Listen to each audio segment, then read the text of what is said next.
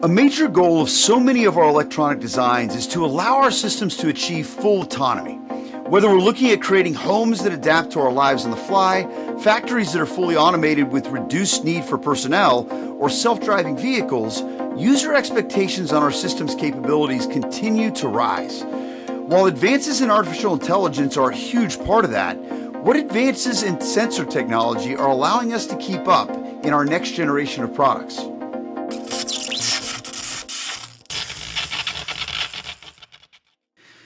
For us as humans, we obviously have the ability to taste, touch, smell, see, feel the environment around us.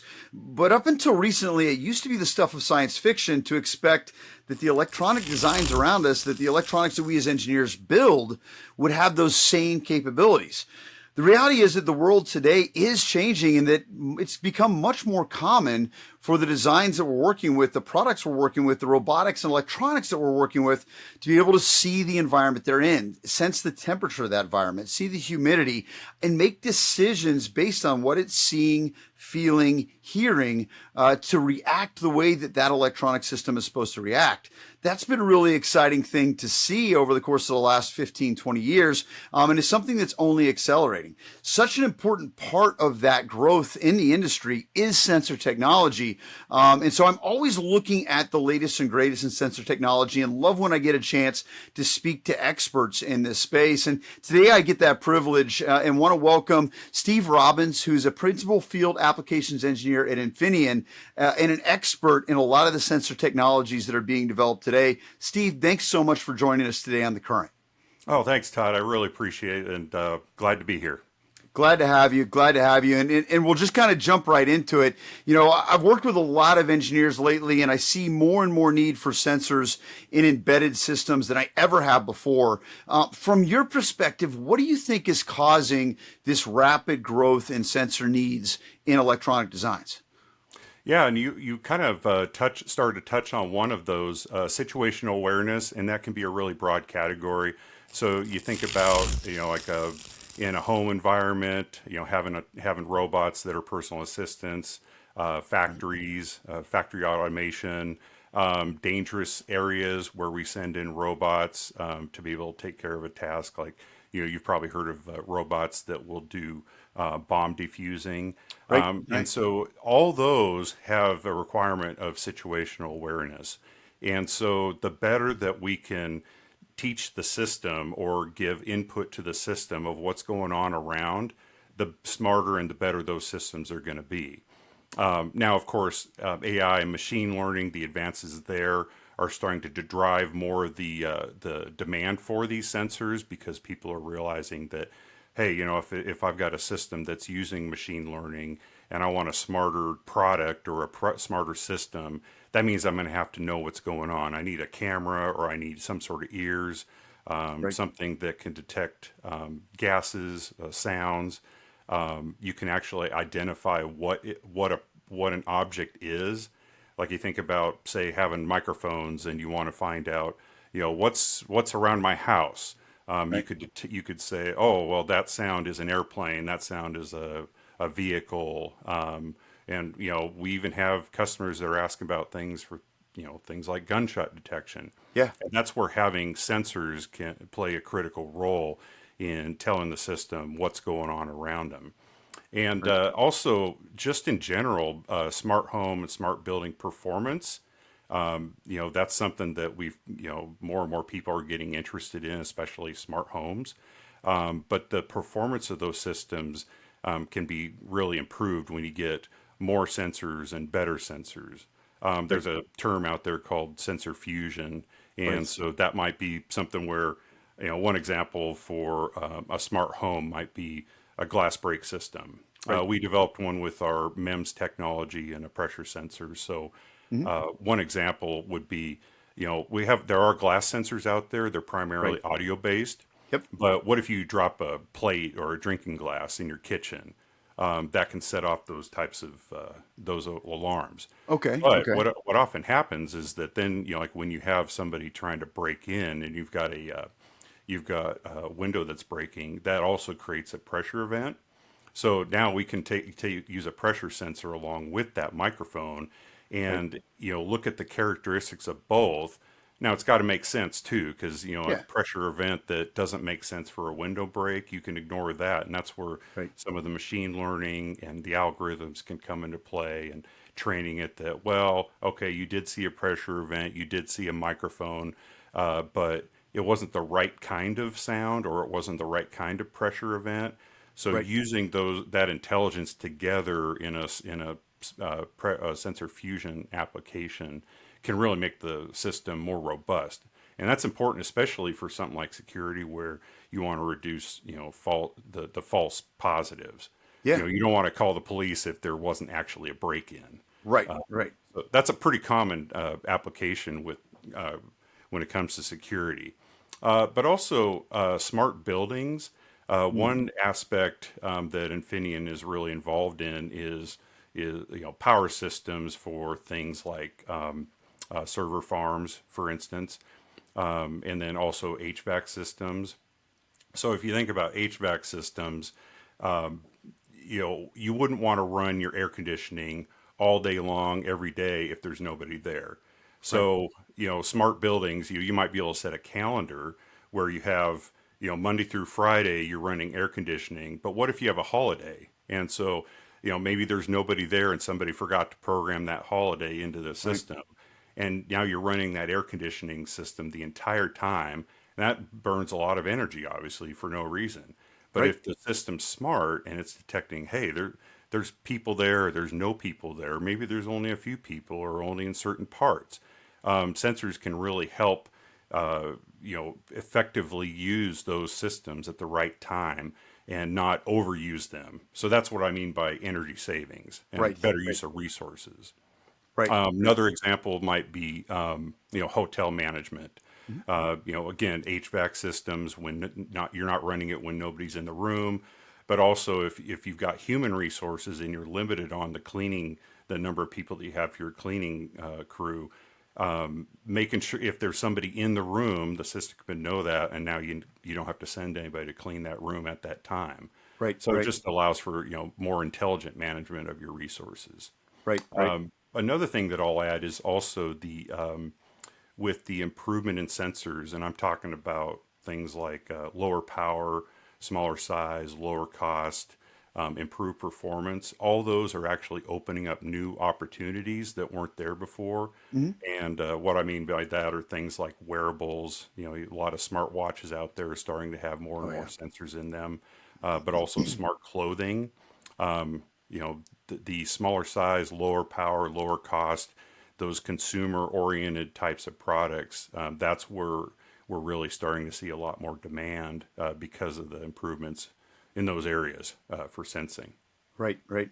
No, I mean, I think we've seen the automation of building being such a driver of a lot of this sensor technology over the course of the last 10, 15 years. And that was probably one of the first area that we all got familiar with, with AI and ML and voice recognition and glass breakage detection and things like that, starting to Mhm. show up in our homes with Google and Alexa and all those types of devices. But as we continue to expand, where's Infineon's investment right now on the sensor space? There's a lot of sensor options out there. How's Mhm. Infineon looking at trying to really differentiate yourselves and have some of the best in class sensors that are really going to be applicable for embedded designs? Well, I'm glad you you said it that way, because we're not really interested in doing commodity type sensors. Right, So right. we don't have temperature sensors, for instance. Now, Mhm. that being said, we do have a pressure sensor that can measure temperature, but people aren't buying it just for the temperature at that point. And unfortunately, I can't really talk a lot about where we are going specifically in the future because Understood. that's Yeah, confidential sure. and it is proprietary. A lot of our sensor technology also, we are filing a number of patents when we are developing these new technologies, and we want to protect that, of course. Of course. But what I can say is that you think about the types of markets that Infineon typically plays in. We're trying to do energy efficiency, better environment. So that kind of drove those two aspects drove the need for a CO2 sensor. And we're not going to do a Me Too type of product usually. Right. So we want to, use that, be that different, that have that differentiation, whether we're going to be like a much smaller size or lower power or whatever, or maybe it's just a new type of sensor entirely. But you can think about like new types of gases for things like safety, safe situations, better health, power efficiency, better use of resources. So you can imagine that we're exploring gases that will help enable systems to do those things more effectively. And I just can't speak to what those Right. are. Now, that Right. being said, I also want to point out that we are always collecting information from our customers through you guys and directly from the customers. We want to know what are customers wanting to sense. Yeah. Maybe there's some new demand. One of the things about CO2, part of the what prompted us to make a CO2 sense, not the only reason, but one aspect was new legislation like California's Title 24 that requires CO2 sensors. Right. Right.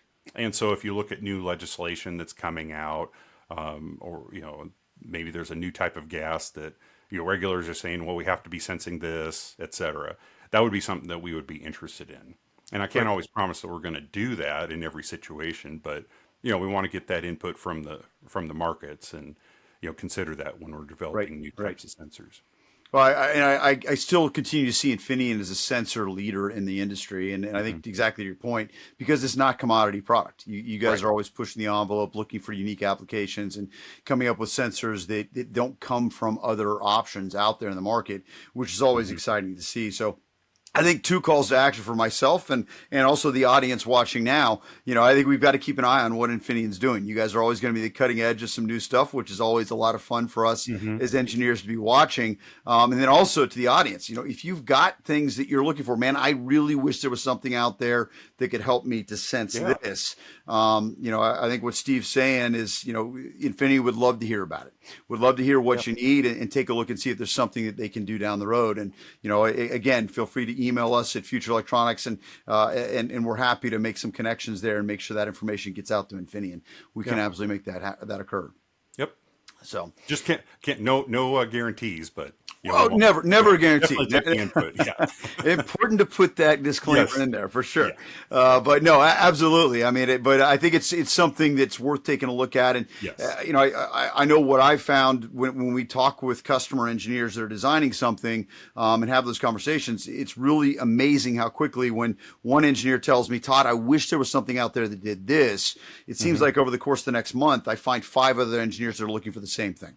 Yeah. Hmm. And so, I think Yeah, too. the more that we as design engineers can be vocal with the rest of the industry about our needs, the more that some of those things can start to be developed and we can fill some of the market gaps that are out there, Right. which is always important. And one of the areas that I know we've seen a lot of growth has been in the radar space. And, Hmm. when I think of radar designs, when you're doing a radar design, complexity around that has been very, very challenging historically, to where we almost always, if we've got a customer we're working with that's doing a radar design, we either are having to get very hands-on involved ourselves, or a lot of times we'll get them with a specific design partner that just does radar designs and has engineers that do nothing but that because of the complexities there.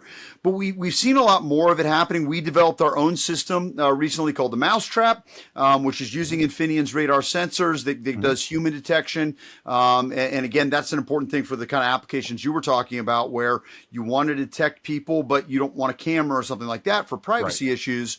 But you want to know how many people are there, where they are, what they might be doing, and you can use radar for that. Our Mousetrap system does a great job showing that. Again, for anybody in our audience that would like to see that, we'd love to show you the Mousetrap. But what are some of the things that Infineon is doing to make radar design easier for engineers? Are you seeing it open the door for any new types of applications that radar didn't used to get used for? Well, certainly, and one example of that, it's not it's. I mean, we've already released it, but our 60 gigahertz products, Yeah. that's a great example of moving to a different frequency allowed us, because of the smaller antennas that are required for 60 Hmm. gigahertz. Now we can put those antennas on the package itself, which it's a trade-off there, to be honest. Now most design engineers don't have our like high frequency, even if let's say they know how to do 900 megahertz antennas or Right. even 2.4 Right. gigahertz antennas. When you get to something like 24 or 60 gigahertz, it's a whole nother level. Completely. Now, that being said, we do have some guidance that we can provide under NDA for 24 gig antennas, and I have had customers be successful going down that road. But if you can get those antennas on the package themselves, it just takes that out of the equation, like, or out of the process. Right. It makes that much easier. You still have to design a radome, which is your housing above the antenna, but you're not designing those 60 gig antennas. There is a drawback with that though, where you can't change the field of view, but generally with the field of view that we get with our antenna designs, it's covering most of the applications anyway. So Right. that's Right. one of the things. And then those are in pretty much all of our 60 gigahertz products. But then we've also developed kind of a software development kit with API, and it does require some time and effort on the part of engineers. It is fairly thorough, but I want to encourage customers and designers to, if you really are serious about radar and you want to evaluate our products, dig into that software development kit. There's a ton of information in there, some examples with example code even. Some of the discussions of the principles of what you're doing with the signals, how do you process them? We do have that. Unfortunately, we don't have the kind of resources to be able to develop these algorithms for everybody. Right. We wish we could, but that's why we have the software development kit and the API. Right. Right. We try to make it as straightforward as possible, and that's one of the things that we're always trying to do. Since I joined Infineon about 5 years ago, I've seen definite improvement in the software No doubt. tools and what we're providing to customers to be able to develop those radar algorithms. But Right. frankly, that is the biggest challenge. That's always going to be Yeah. 80% of your design. But again, that's an area where, again, I think we can make introductions to engineering companies that just write those kind of algorithms. Yep. So if there's something very unique and an engineer's like, I'm not sure if I can do this myself, we know the people who can. So we can make Yeah. those introductions as well. I've had customers take our documentation, and Yeah. now they weren't doing really sophisticated radar designs, but they take our documentation and they dig into it. And yes, they don't know how to do everything, but they understand enough, they learn enough. They're kind of most of the way there. And then they use, a third party partner that is an expert Right. to validate the design, give them tips, do some testing, and it really can reduce the cost as opposed to pushing all of that off onto a radar partner. Right. A lot of times customers do look at that and say, well, I can't afford to bring on a third party partner. Yeah. But unfortunately, there's no easy answer. But the really cool thing about radar is it's so interesting, and there's so many things. There's things that we don't even know that can be done. So like some of our customers have come up with ideas for our radar products that we didn't even think of, and they Yeah. develop whole new categories, Right. and then they develop it. Now, they had their own development teams to do the algorithms, but they do. There's a lot of untapped potential with radar, and it's a really Right. exciting field. I think we're just scratching the surface of what's going to happen. And Yeah. I think because of some of the things Infineon's done to make that much easier for engineers to design with radar, I think the price points continuing to come down on radar parts and the actual chipsets that are used in that. And then just the excitement around everything that's possible from it.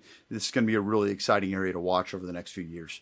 Yeah, and I'll add, we touched on machine learning a little bit. Yeah. We do have a Magimob that we acquired. One of the things about machine learning and some of these machine language training modules and systems that we offer through Infineon is that it actually makes it easier to develop an algorithm when if you learn how to do the machine learning. That machine learning can be a powerful tool to help enable that radar system as well. Right. Right. No doubt, no doubt. So the combination is just incredible, and Mm-hmm. I think that kind of lends a little bit into some of my next question, because AI/ML is one area we've seen a lot of customers asking for. How do I do AI/ML for preventative maintenance type of applications? And I think you already touched on this a little bit.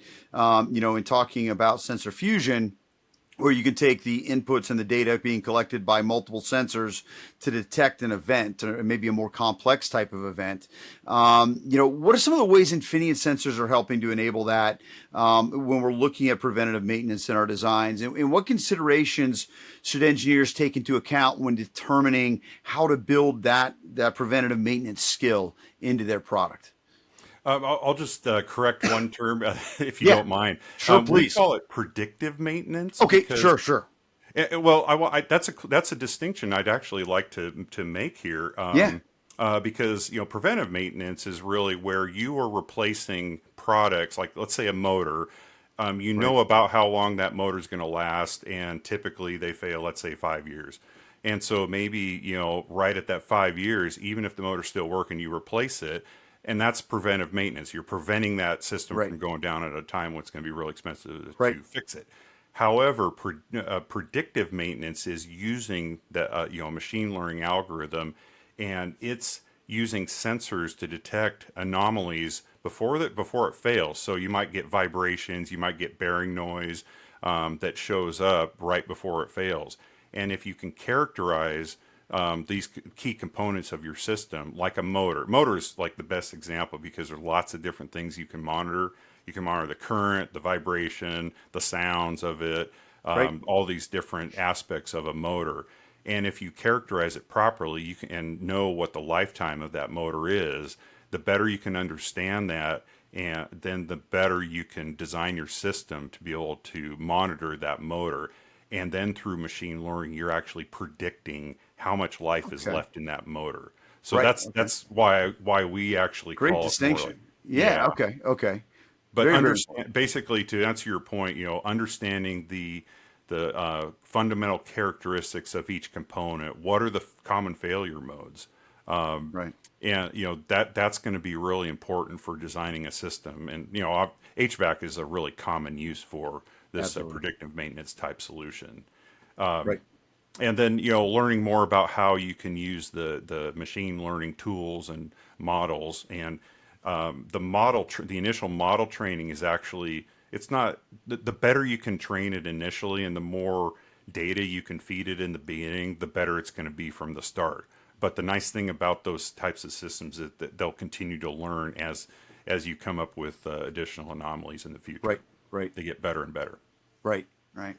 Excellent. Excellent. And I think in a growing area that we're going to see in all kinds of things, HVAC seems to be the big place right now, but I think on Hmm. all types of equipment, we're going to see that becoming more and more prevalent Yep. to enhance the overall end user experience. I think Um, I think you'll see it in factories. sure. I think 100%. robotics, Mhm. anything that uses motors are just one of those things that they're very expensive to replace. Yeah. Usually, they tend to, when they go out, it's a catastrophic failure, Oh, yeah. and they always seem to happen at the worst time. So Right. any of those types of situations, I can see helping. Yep. And actually, we're going to start to eventually see that in our homes, I think, because Yeah. I've got a smart thermostat for my house, but I have to put in the number of hours, and it's just based on hours. Like, how many hours has that air filter been running? Right. Well, Right. instead of that, what if you had a pressure sensor based system and you're detecting the reduced airflow of that system? And what that does, whether you're talking about a filter or a motor, you're increasing the usable life, because maybe a motor might actually last a few more years and you didn't even know it. You just replaced it. So that's Right. wasted money. Right. Right. There's a lot of things, and this is going to trickle down from industry and commercial applications into our homes eventually, I No think. question. Well, Hmm. I could tell you a personal story. I could use that this weekend. I was gone the weekend, and my Yeah. pool was running, and the pool filter blew. And when I came home, half my pool was in my yard. Oh Um, no.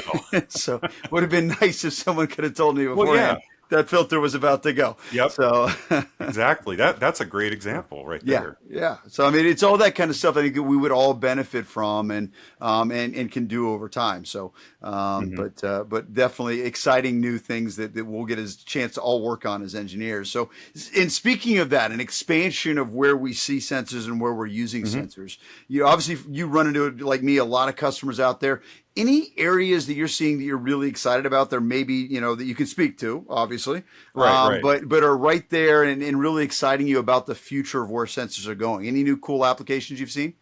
Well, we've already gone over the predictive maintenance, but real, Yeah. frankly, that's one thing that I think that there's a huge amount of potential Yeah. for many, many years. And like I said, it's going to trickle down into, into our homes at some point. So I think that as a homeowner, as an individual consumer, I'm excited about what that's going to do for me personally. Not just what it's doing in factories and in commercial environments. But then also, some of these I kind of think of them as semi-autonomous cars. When you start Right. getting into self-driving cars, some of you and some of your listeners might, know that there's different levels of autonomy, Right. and that gets very complicated. That's not the focus of this discussion, but Yeah. to have fully autonomous is a pretty high bar. But I think what's exciting is these semi-autonomous cars having improved safety. You read about sometimes where an EV or an autonomous car hits somebody, and we don't Right. want that. Of course We not. want to Yeah. prevent that kind of Yeah. thing. So the better the sensor systems can be, the less we're going to see that kind of situation. But I mean, Right. who wouldn't want to have the convenience of a semi-autonomous car that just makes life easier? Yeah. Yeah. Um, there's one other one that me personally I'm really excited about because I have allergies. But these robotic mowers, think of it like a Right. Roomba for your yard. Yeah. Uh, Right. that's something that I know that there's a couple companies out there that have already come out with them. They're very expensive, but Right. like I was alluding to earlier, sensor technology keeps getting lower cost. So it's going to open up to a bigger market. I can't wait for the day when I get basically a robotic mower and I can just have it take care of my yard instead of me getting Exactly. out there and getting all sweaty and Right. sneezing and all that kind of stuff. So, that there's a lot. I mean, and I'm just scratching the surface. There's so many things and Yeah. applications that we haven't even thought of yet No with question. sensors. Yep. Yeah, it is fun. I mean, I think we're already there. If you 20 years ago, some of the applications that we see today with sensors in them, if you told us back in 2004 that they would exist today, I Hmm. think we'd have a hard time believing it. And I'm Yeah. sure we're going to see the same thing by 2034, 2044, and beyond. It's going to be fun to kind of watch and be part of creating this next generation design Yeah. that really is heavily utilizing sensors. It's going to be a lot of fun. Yep. I So. agree. Well, very good. Well, Steve, thanks so much for taking the time to join me on The Current today. This has been a great conversation. I've really enjoyed it. I hope you've enjoyed being here as well. Yeah. Thank you, Todd. Appreciate it. Yeah, and to our audience, thanks so much for joining us on The Current. I hope this was a useful conversation for you, talking about just kind of a little bit about where sensor technology is going. There's so much to talk about when it comes to sensors and so much different information. And we would absolutely love to have a deeper dive conversation with you on the designs that you're working on when it comes to sensors. We'd love for one of our engineers to speak with you. We'd love to make introductions to our friends at Infineon and their engineering team as well to help make sure we're bringing the latest and greatest technologies to your design. So please, if you've got questions, if you have a sensor need that maybe you don't see a fit for in the market right yet, please reach out to us at Shaping the Future, one word, Shaping the Future, at futureelectronics.com. We'd be happy to reach out to you. We've got engineers all over the world that we can have contact you, get together with you, and make introductions with Infineon to help you meet the needs that you've got for your design. So thanks so much for joining us on The Current this time. We'll see you next time around.